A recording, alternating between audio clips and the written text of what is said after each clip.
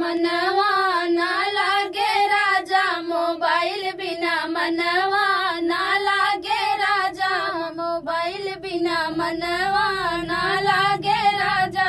सास लागे ना लागे ना लागे राजा ना लागे ना लागे ना लागे राजा मोबाइल बिना मनवा ना लागे राजा मोबाइल बिना मनवा ना लागे राजा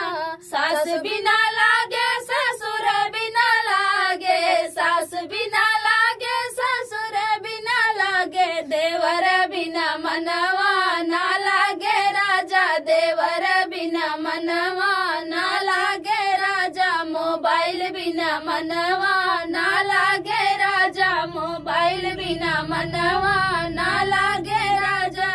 जेठ बिना लागे जेठान बिना लागे जेठ बिना लागे जेठान बिना लागे ननद बिना मनवा ना लागे राजा ननद बिना मनवा ना लागे राजा मोबाइल बिना मनवा ना लागे राजा मोबाइल बिना मनवा ना लागे राजा